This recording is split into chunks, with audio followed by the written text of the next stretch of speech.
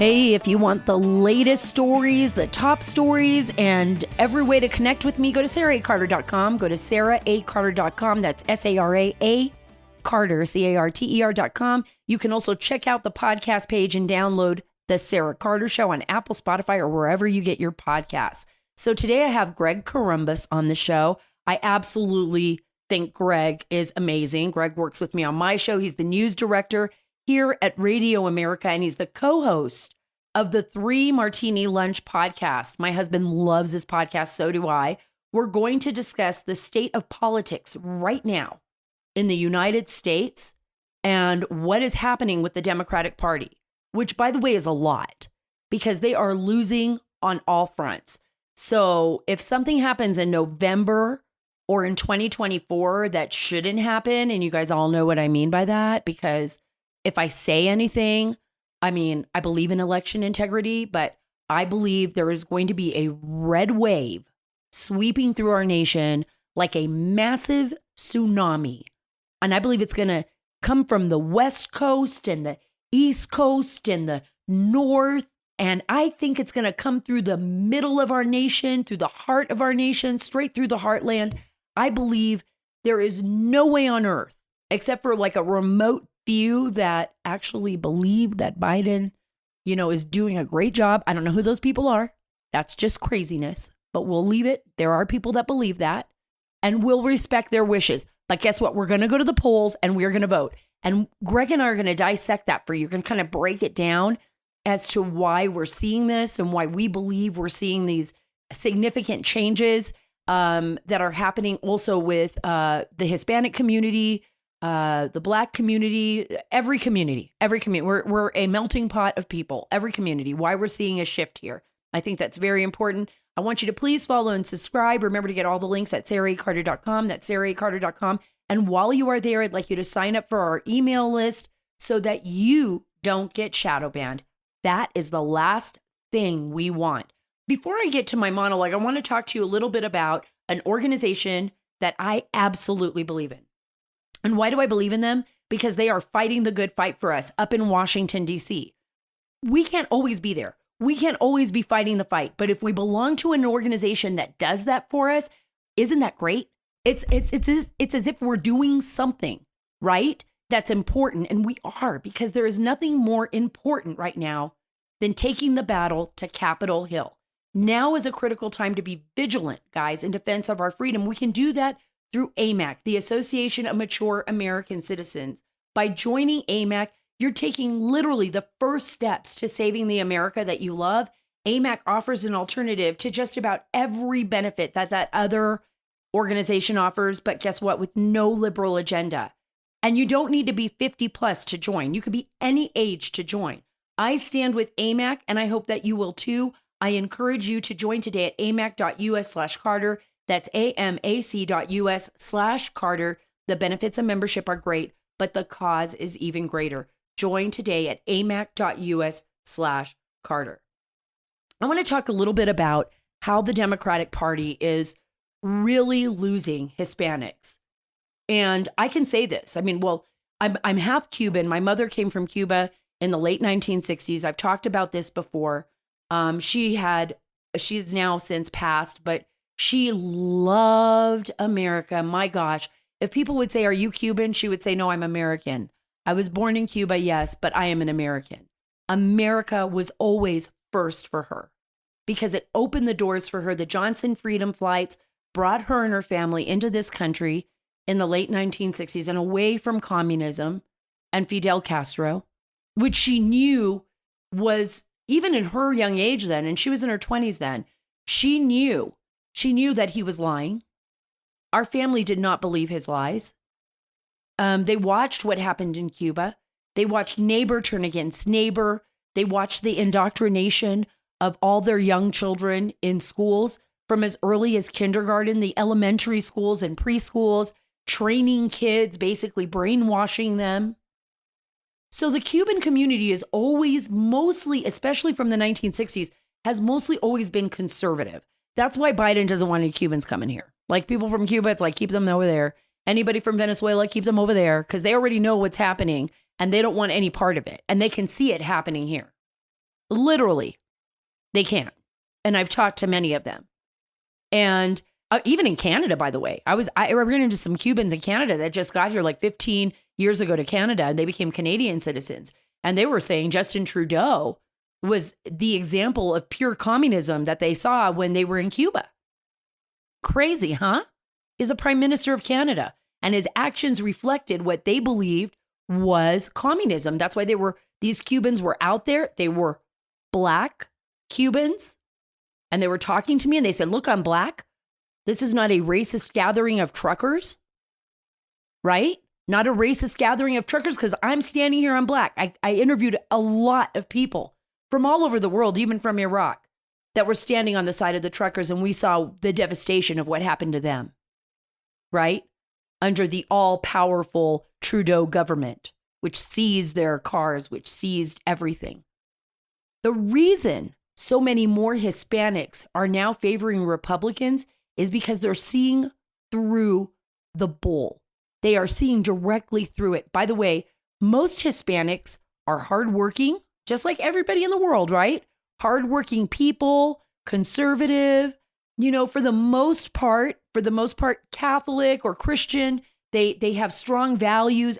Family values are very important to them, and they are just not buying the BS that is being dished out and the division that is being dished out by the Democrats.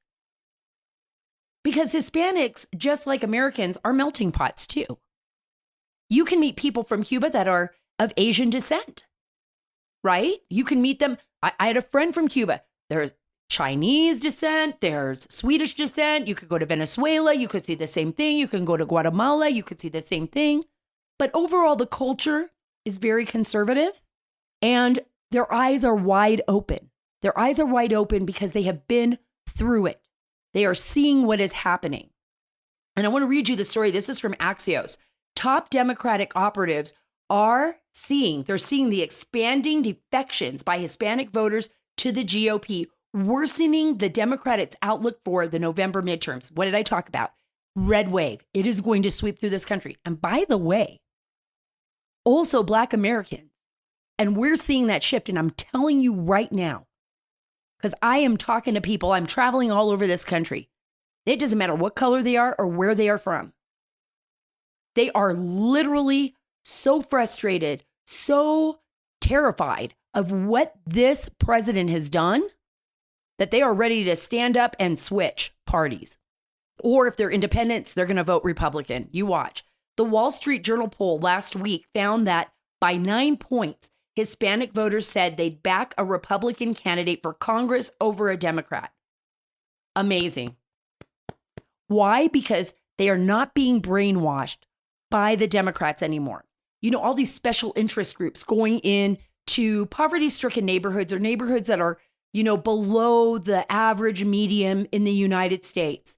I grew up in one. Knocking on doors, the Democrats promising to give, welfare checks and special medical privileges and all, it's all lies. It's all lies. When people like my mom, who had to work in a factory, she worked in a factory, guys. I used to see her hands when she'd come home from the factory, her hands would literally be cracked and bleeding. Cracked and bleeding. That was after my dad died. And even before we moved overseas, my mom, when our family didn't have much money, she worked in the factory then too. And so did her sisters. And just like all Americans who immigrated to this country searching for a better life and knowing how hard it is, they did everything they could to make the lives for their children better, to make their lives better. Because I'm going to tell you what makes life better. Freedom. Freedom. You don't mind going to a factory every day and having your hands cracked as long as you're free. See, that's a lesson that a lot of people don't know. But the immigrants know it. They know what it's like. If we could talk to the Uyghurs right now in China, you know what they would tell us? And just look at the stories of those that have been able to escape and talk. That they would work in a factory in America any day before sitting in their house inside China, waiting for the Chinese government to take them to some kind of camp, right? Where they're going to sterilize their women, or where they're going to kill them, or where they're going to force them into labor like slaves. Freedom is everything. That's why people sacrifice so much to come here. It's not because it's fun. It's not because they want to get here so they get a free check. Not really. They come here because they believe in the idea that they can be anything they want to be, that they and their families have the opportunity to become better, to do better than where they were at, and to be free doing it, to accept the responsibility for themselves. This is what the Hispanic community in America is waking up to. This is what the Black community is waking up to. This is what the Asian community is waking up to, or whatever community you are from. This is why people are waking up, because they're starting to see the truth through the lies. The truth through the lies. The truth is that you can't be happy if you're being kept boxed in to some Section 8 apartment housing complex where I'm not saying that some people don't need help. Some people do need a little bit of help. Give them a job. Give them a paycheck. Make them feel worthy. It's been a tough couple of years. But don't just hand stuff out. People don't feel good about that. They don't feel good about themselves. Give people a reason to feel good. Make them proud. Make their children proud when they look at their mom and dad and they're going to work and they're working hard for them. And then they feel proud of themselves. This is the difference in America than any other nation on earth, is that we understand the ingenuity. We understand what makes people great, and it is freedom. It is our ability to do what is right. And that's why you're seeing these polls change. And that's why you're seeing people wake up to it. And that's what's important. That's what's important. That's why we're seeing the shift in the Hispanic community. And thank God we are. And you watch, I'm going to keep hitting on this on every single podcast as we come up to the elections. I'm going to be talking to the people in the communities. I'm going to be talking to Hispanic community leaders, business leaders, young students who actually believe in this. And in Texas, we have great groups like Benvenidos, who is a conservative, growing conservative group. My friend Orlando's doing phenomenal work with them. And they're out there, they're talking to kids, they're getting kids involved in the community and people involved in the community. This is what's important. This is what's important. I also want to talk to you a little bit about, before we get to Greg, what do Democrats and political experts fail to understand about Hispanics? And, they fail to understand this because for some reason, I believe they are, in a sense, without realizing it, they're being racist.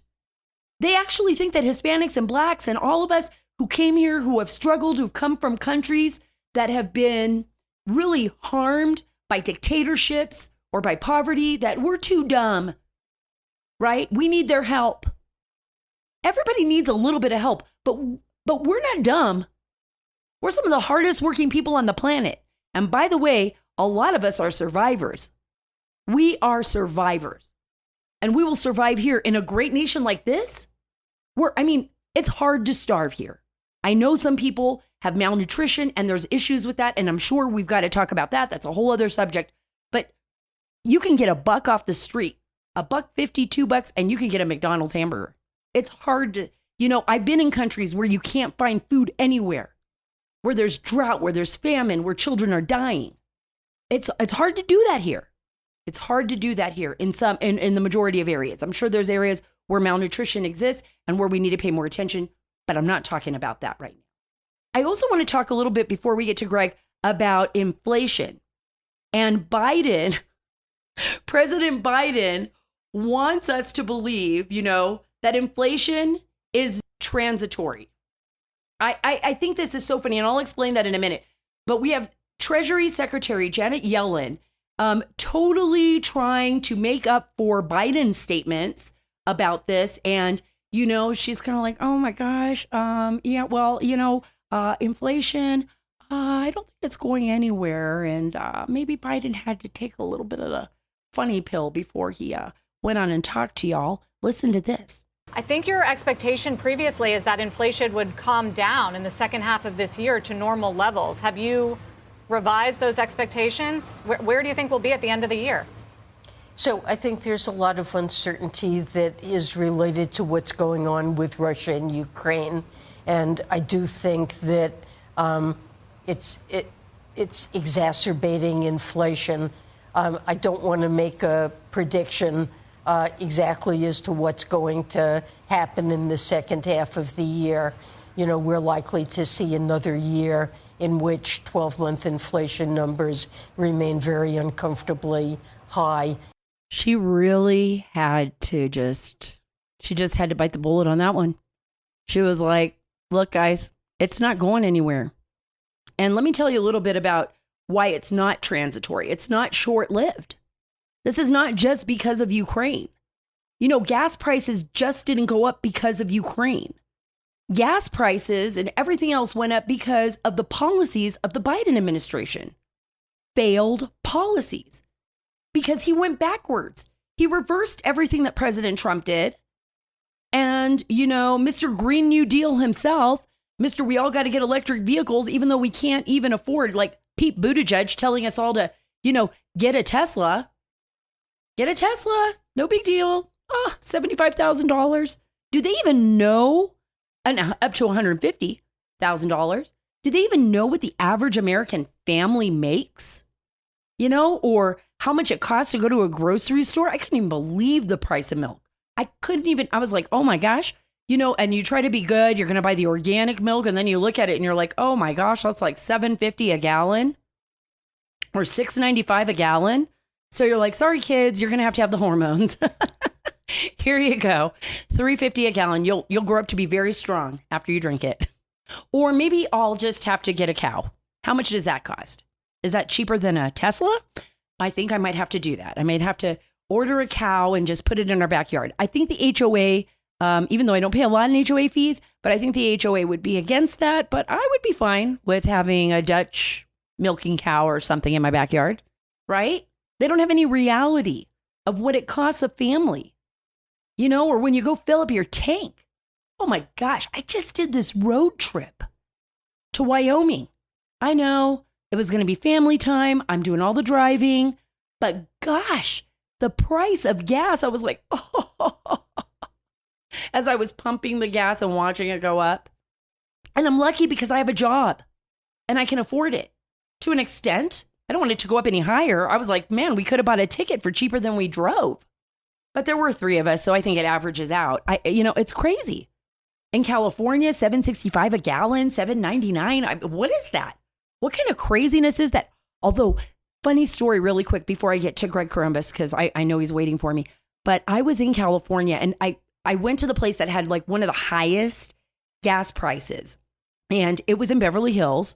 Yes, Beverly Hills. It was this iconic gas station. I'm not even going to say the name because they're probably going to be like, why did you talk about me? All right. Okay. I think it was a Shell. I'm not sure. But it was this gas station. And they still had full service like a long time ago, right? I guess it's Beverly Hills. You got to, you know, it's very cliche, very bougie. Is that what people say now? Bougie. So this very fancy car pulls up and it's a big SUV and they pull into the full service. It's the first person I see pull into the full service. I'm like, these people must be loaded. And the guy comes up and he's, you know, they don't want to talk to me, of course, because it's embarrassing. Probably, you know, they shouldn't be embarrassed. They got enough money. It's all America, right? It's all about capitalism. But it was stunning. I think it was $7.95 a gallon. I have to go back and look, but for full service. And I was just like, that's insane. Filling that giant tank up when we could be, you know, energy giants, energy leaders. I mean, Janet Yellen's so embarrassed. She's like swallowing her words.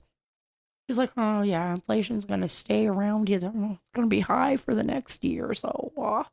You know, I mean, she can't even lie. And I don't know why I make her talk like that. I have no idea. Some kind of weird thing in my head. Like, I think she talks like that. She probably talks nothing like that. But the thing is that don't let this administration lie to you. At least she's not lying right now. She was pretty honest right there. She was uncomfortable talking about it, but she was honest about it. And that's something that we all need to be paying attention to.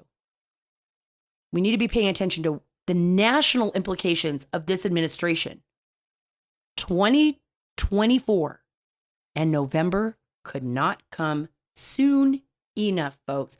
Before I get to Greg, I want to talk to you a little bit about my backyard. And I'm sure, like all of your yards, it's starting to look a bit like a plant cemetery, right? We're coming out of winter. Everything seems to be dead. Few things are brightening up. But I mean, the freezing cold temperatures really do a number on our backyards. Fast Growing Trees is awesome. It's an organization that can help you put your backyard into like home and gardens. I'm not even joking. This is amazing. Fast Growing Tree experts curate thousands of plant varieties that will thrive in your specific climate, location, and needs. And their advice is available, listen to this, 24/7, 24/7. There's no waiting in lines and no messy cars from hauling plants all over town. I've done that so many times because you order online and over the phone and they come right to your front door in 1 to 2 days. Whether you're looking for increased privacy, shade, or adding some natural beauty to your yard, Fast Growing Trees has the perfect plants and expertise to help you find them. I want you to go to fastgrowingtrees.com. That's where I'm doing my shopping, and I know that you will too. Go to fastgrowingtrees.com/Carter. Don't forget /Carter, and you will get 15% off your entire order. Get fastgrowingtrees.com/Carter right now, and you'll get 15% off your entire order. Get 15% off with fastgrowingtrees.com /Carter. And guess who we have on the other line? I've got Greg Corombos on the other line. I told you all he's the news director at Radio America. I love Radio America. And the co-host of the 3 Martini Lunch podcast. Hi, Greg. Hi, Sarah. Great to be with you as always. It's always great to be with you. And I'm so excited that you're a guest on the show now, on the Sarah Carter Show. I mean, I love the 3 Martini Lunch. My husband loves it.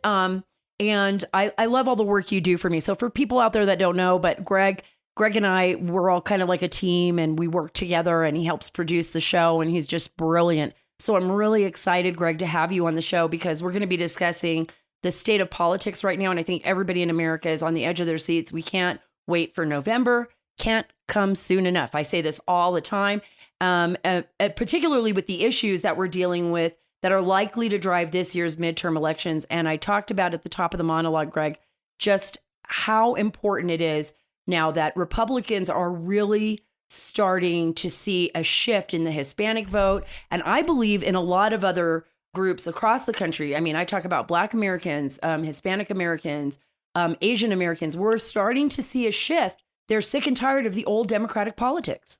No, they are. And I think these are issues that affect everyone. When you have inflation, when you have supply chain issues for small business owners, when you have people unsure about national security, all these things add up. Obviously, the economy is the biggest one right now.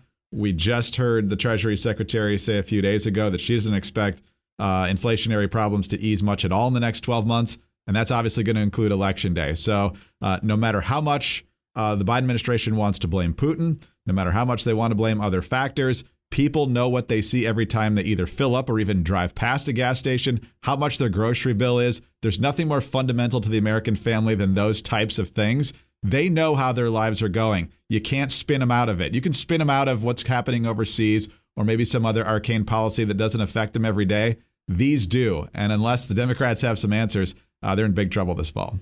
I totally agree with you. And I think we're waking up too, in general as a nation, right? Because I want to go back just a little bit and it'll make sense to you when I get there. But remember when we first started hearing about Wuhan, the virus coming out of Wuhan, and there was supply chain issues, and we started to realize, like, oh my goodness, like almost 80% or so of our antibiotics are made in China.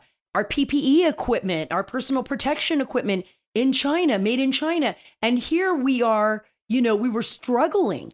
And when you hear that, you think to yourself, well, that's not just a supply chain issue. That's a national security issue for America. And now we're seeing it again with energy. We're also seeing it with our grocery products like wheat, and how the war in Ukraine is like threatening the world's wheat supply. I mean, these are things that most Americans weren't even thinking about until now. Am I right or am I off?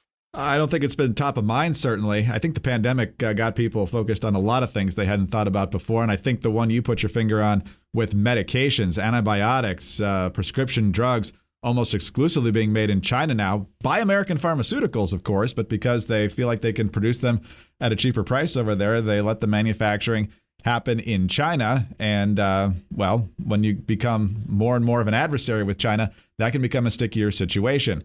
Now, transitioning that back to domestic manufacturing in some cases might be easier than others. Energy-wise, just let people produce more. Right. Where they have existing energy production facilities, when it comes to additional exploration, that'll take a little bit of time to get going. But at least the fact that it's happening will convince investors that we're headed in a direction where there's going to be a more abundant supply. And even though the oil won't be flowing, or the gas or whatever it is won't be flowing right away, the expectation, the confidence that'll be there will help investing and the price of oil hopefully come back down, because there won't be that uncertainty, that dependency on OPEC or Russia or Venezuela or Iran building pharmaceutical plants, building other things. That's going to take a little bit longer. But if you actually, again, start the process, the expectations start ramping up, and that's probably a good thing for the economy.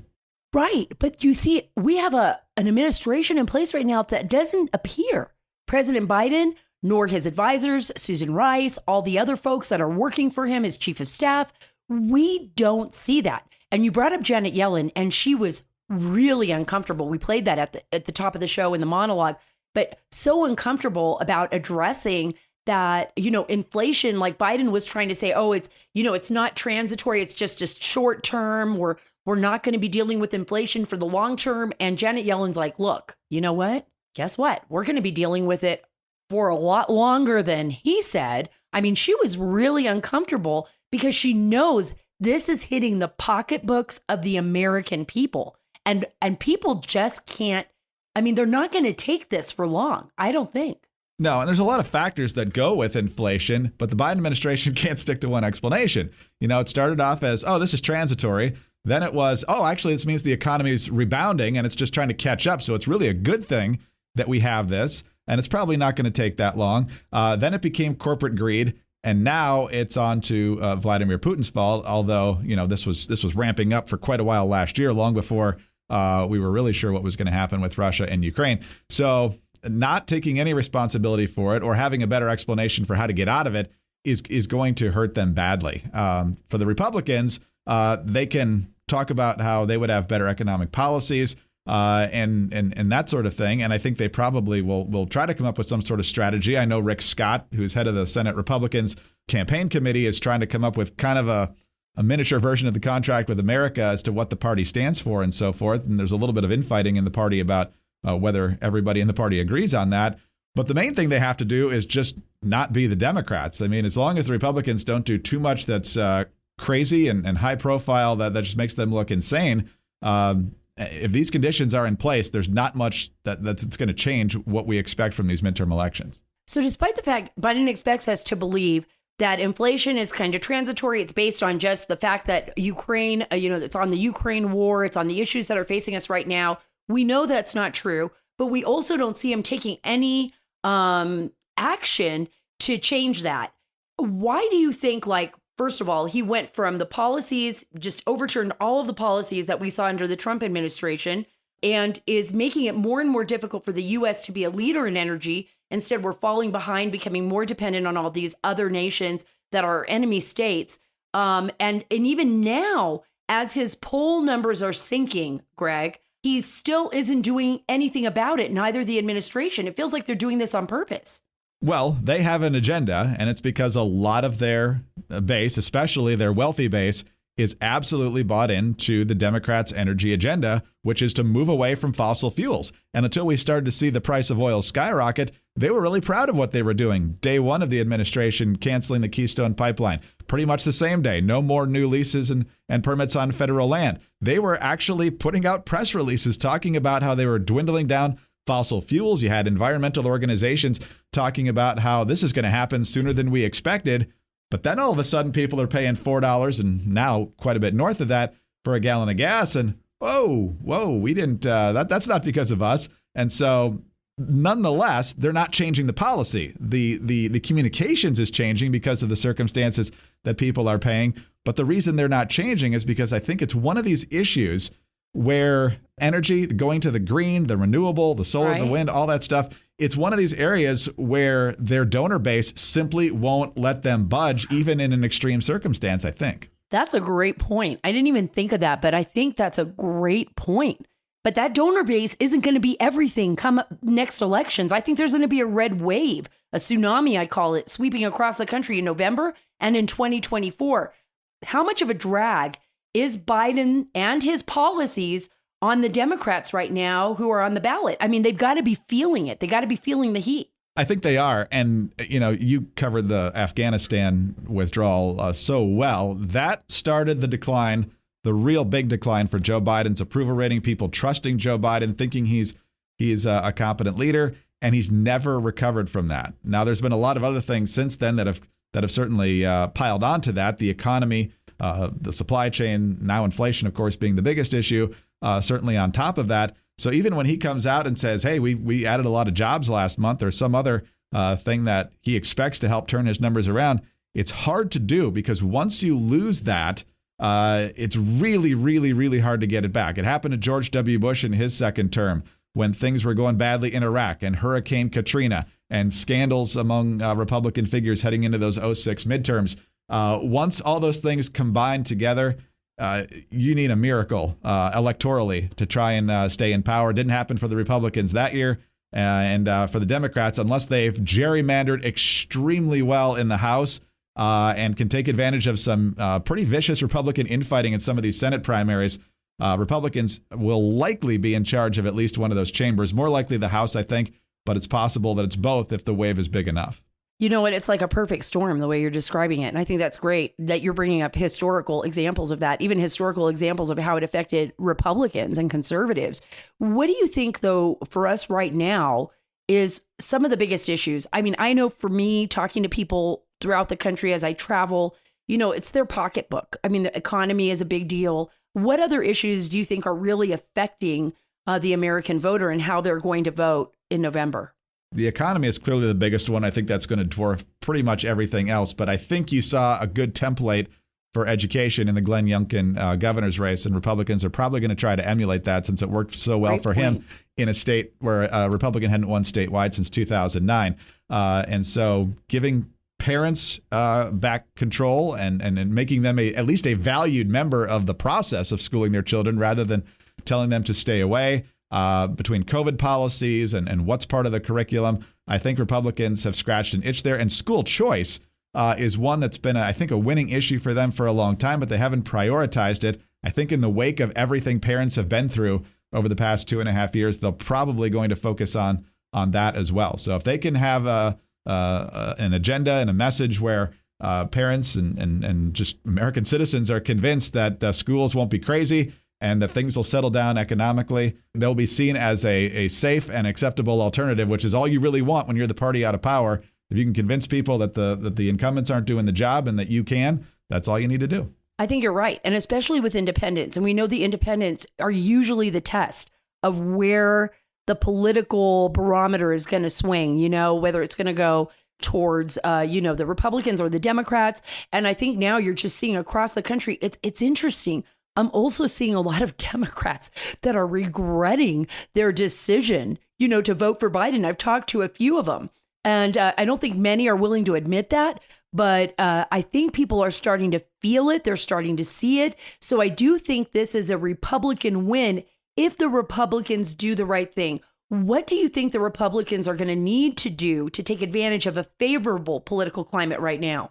They have to win over independents in the right places. I mean, right now, the independent numbers for Joe Biden are terrible. He's double digits easily underwater. Sometimes it's more like 20 or 30 points. But you have to win them in the right places. You have to win them in the suburbs of these big cities to get those competitive House seats back, whether that's maybe Northern Virginia, but certainly Philly, Detroit, these major metropolitan areas where, the hard blue of the inner city meets the more reddish tone of the rural area. They got to clash somewhere, and that's in the suburbs. And so you have to run people who can win there. And so that's why these primaries are going to be very important there. One of the old rules is nominate, from the Republican perspective anyway, is nominate the most conservative person who can win. It doesn't do you any good if you nominate the most conservative person but it doesn't fit the district. And so that's going to be the fight inside these primaries, is who is going to be able to actually win in November, but also represent the interests of Republicans as well. So that's the fight, and we'll see who emerges.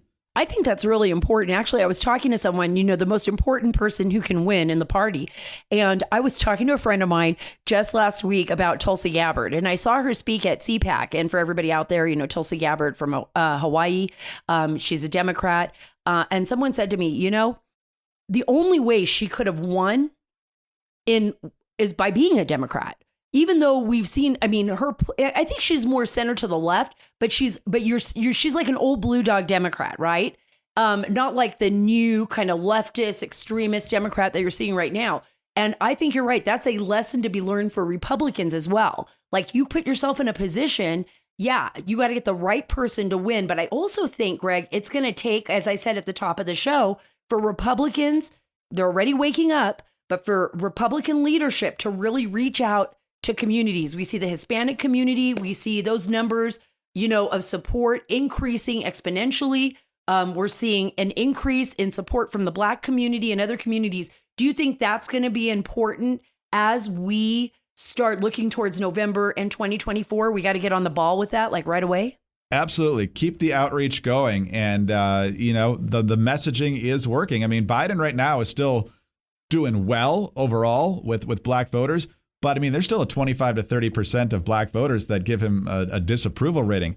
If you can get those people to vote against the Democratic Party, it's going to be a landslide. They're used to having 90 to 10 at minimum as the margin. And so there are issues that everyone responds to. Economically, of course, being number one. But I'll tell you, there are people furious in the inner cities about this whole defund the police movement and the skyrocketing crime rate. And so they've seen that the pushes in those directions, whether it's Los Angeles or New York or some of these other cities, it didn't work. It's ravaged their neighborhoods. Police don't want to be in there because they think that they're being treated as the bad guy now.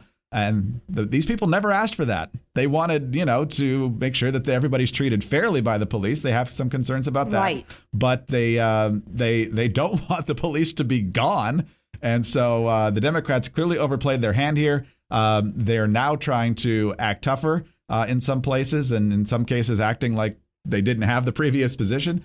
So we'll find out if that works. But when it strikes close to home, when these bad policies strike close to home, it's hard to walk them back in about 8 months and expect people to forget what happened. You know what? Absolutely. And when you brought up the inner cities, I completely agree. There are some really wonderful families, hardworking families in the inner cities of Chicago, in Baltimore, in Washington, D.C., and across the board. And there's so many children that really are being subjected to some horrific, I call them war zones, miniature war zones. And the police, they want the police there. They want the police to protect them. They are the first people that should be protected. We shouldn't see these skyrocketing death rates in these Democrat-run cities or states.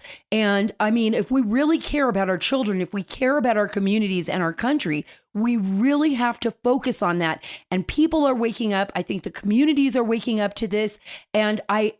And that's why I keep pushing, Greg, all the time. When I meet with Republican leadership, I talk to them. I said, please do not forget, don't be the old Republican guard. This is a new time. This is a new age. Get out there, talk to the younger people, go to the inner cities, connect with them, connect with the Hispanic community. And I think we're seeing it from Candace Owens reaching out in Blexit, to everybody else.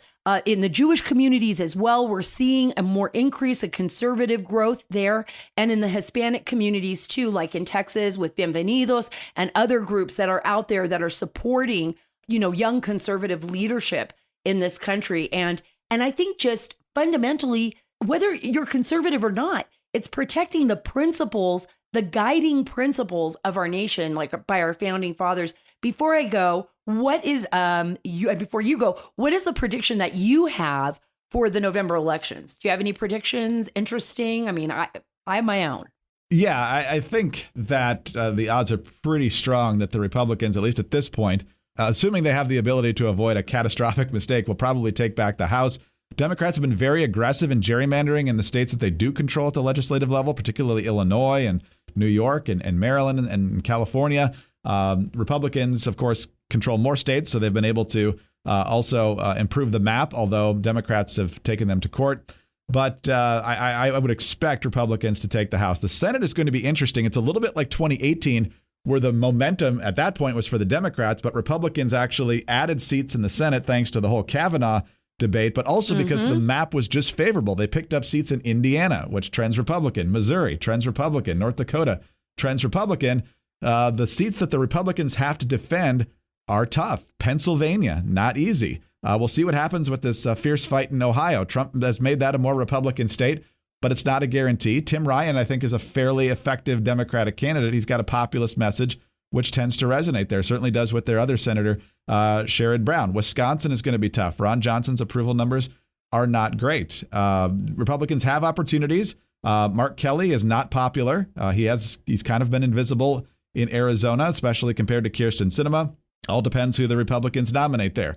Herschel Walker against Raphael Warnock in Georgia is looking to be a very, very tight race. Depending on the momentum, could spill to the Republicans. And I think the other major Republican pickup opportunity is New Hampshire with Maggie Hassan. The problem for the Republicans is that their best option, the governor, Chris Sununu, has decided to run for re-election instead of for the Senate. So it's less known candidates now trying to pick up the slack there. But there's a lot of seats to watch. And if Republicans end up taking the Senate, even by a narrow margin, it'll mean it was a pretty big wave because the map definitely favors Democrats. Oh, that would be from your mouth to God's ears. I hope so. And I mean, Herschel Walker, what an awesome man. And I really hope that he takes that seat because the alternative is an extreme Marxist. And that's just insanity. I mean, we need, and this is what I'm talking about. We're seeing so many more really interesting business leaders and I would say, Hispanic leaders, Black leaders out there saying, you know what, I'm going to throw my hat into the ring. I'm going to, even though I've worked my whole life, I'm going to go back and I'm going to serve my country by running for office and standing up for what I believe in. And that's super exciting for me. And whatever party, that the American people are getting actively involved in politics again and taking it seriously. I guess that's a glass half full. Looking at the glass half full in a situation where I think we've been through a lot of darkness in the last few years. So let's just get out there. Let's vote. Let's get active. Let's get involved in our communities. Let's get involved from the local level to the state level to the national level and get out there and vote, vote, vote, vote. That's what everybody fought for in this country. This is so important. Don't let anyone talk you out of it. You can make a difference. Thank you so much, Craig, for being on the show. I hope you come back on because you know so much. I mean, you are like a political savant. You are like a political, you remember like every name, you know what every poll number is. I mean, I love it. I love your podcast too. I want everyone to go out there and listen to Greg Corombos' podcast, The 3 Martini Lunch. It's awesome. And I want you back on so we can talk politics because I feel like I learned so much from you today. Well, I'll be here one way or another, but glad to join you anytime you want me. That's true. I know where you're at. I can find you at Radio America. Thanks so much, Greg. Thanks, Sarah. Dr. Mike Fulgens, he's America's gold expert and the 2021 Numismatic Dealer of the Year. I've talked to you about him before, and he is predicting that silver prices will continue to rise. We all know that as inflation and industrial use follow their upward trends. And Janet Yellen told us it's going to continue to go up. So we know what's going to happen, folks. Everyone should own a percentage of precious metals. So call Universal Coin and Bullion today at 1-800-UCB-GOLD. Be sure to mention me by name when you call. That's 1-800-UCB-GOLD to get a tangible asset you can hold in your hand. Call 1-800-UCB-GOLD. That's Universal Coin and Bullion. And their expert team of representatives will help you order your $28 American Silver Eagle coin today. 1-800-UCB-GOLD. Don't forget to tell them Sarah sent you. I loved having Greg on. And just for full disclosure, Greg is phenomenal. The 3 Martini Lunch podcast is great. You should all go out there and listen to it. You will learn so much about politics, about life, about what's happening in America from him. And by the way, he helps produce my show. So, I mean, I feel very blessed to have him in my life and Rich. And I just want to thank him again for being so gracious and coming on the show with me today. I just feel like I learned so much from him and I have the best guests on my show. I really do. I feel really blessed about that. One guest that I would like to have on my show, and I don't know if I'm ever going to get him, is billionaire Elon Musk, right? I love the guy. I have ever since, like, forever, because for those of you who don't know, I'm a big science freak. I love, Discovery Channel. I love all the science shows. I do the show off and on for Discovery Science called What on Earth. And I'm so fascinated literally by what Elon Musk has been able to do, and his, I think, vision for the future of humanity, and seeing beyond just, the wall in front of his face. He sees things so three-dimensionally and so incredibly with, having Starlink up in space and all of his satellites and giving to Ukraine, and really looking for the future of our survival, right? Going to Mars, all of that is important. I mean, maybe not for us right now in this very instant, but for future generations, space exploration is it. But the best thing I saw was Elon Musk on Twitter challenging Vladimir Putin to single combat for Ukraine. This guy is awesome. I mean, you cannot beat this. This is just so fantastic. The stakes being Ukraine. I mean, I would love to have been a fly on the wall in the Kremlin, like when Vladimir Putin was looking at that, just like, let me have him, with his crazy Russian accent. I'm going to go, and they're holding him back. The KGB, the FSB is like holding him back. Stand back, Putin. You cannot do this. This is going to be very bad. You will lose Ukraine. Elon Musk have secret satellite dish in space. He will win this battle against you, right? So Elon Musk, he doesn't care, right? He even tells Biden, like, screw you. We need to, produce more oil because, we got to ride our Teslas. I don't care. I don't care about my Tesla right now. I care about America. I care about what's happening right now to our nation, to our people. And he did that. And he did that also in Russian. I want to read this to you, but I can't read the Russian part. Okay. But he basically must tag the Kremlin in a follow-up tweet. He said, I hereby challenge Vladimir Putin, to single combat. The stakes are and he put it, in Ukrainian and Russian, Ukraine. He put it right there. Do you agree to this fight? He asked in Russian. Mr. Musk's challenge to Mr. Putin is one of several posts he has shared on the war on Ukraine. A video shared on March 5th, he showed him speaking directly to Ukrainian President Volodymyr Zelensky, who has been phenomenal in this battle. The same day he tweeted, "Hold strong, Ukraine." He added, and also my sympathies to the great people of Russia who do not want this. Smart, very smart, because the Russian people are being arrested that are outside protesting, and they are standing up to Vladimir Putin. And if Vladimir Putin continues this trajectory and he threatens the oligarchs and he threatens those generals around him and those people that are in charge, Vladimir Putin has a lot to be worried about. A lot to be worried about, because there could be a regime change because of his behavior. That's the best we can hope for. Following Russia's invasion on February 24th, I want to add this, Elon Musk gave access to SpaceX's satellite internet system Starlink. How awesome is that? And I talked about that, but I want you to hear the details here. The system has 2,000 satellites, and they're designed to bring web access to underserved areas around the world. And now he's given that access to the Ukrainians.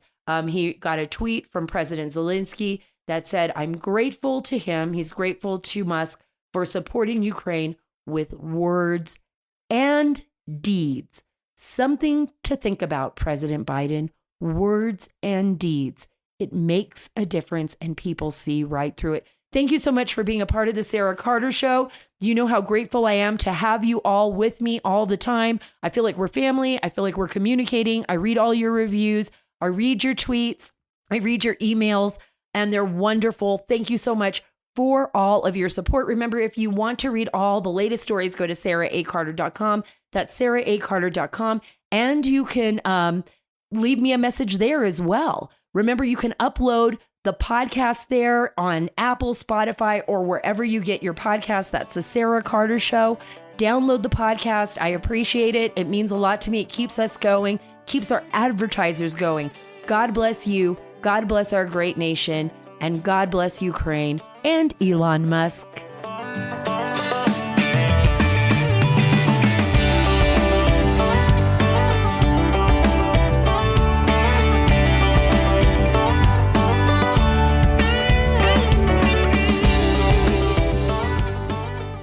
New polls show most Americans do blame Biden for high gas prices and want him to increase domestic production. Democrats in Maryland are howling mad because Governor Hogan is no longer requiring a college degree for many state jobs. And the Senate agrees to make daylight saving time permanent. I'm Greg Corombos. Join Jim Garrity of National Review and me each weekday for the 3 Martini Lunch podcast. We'll give you the good, bad, and crazy news of the day for conservatives and lots of laughs too. Follow the 3 Martini Lunch on Apple, Spotify, or wherever you get your podcasts.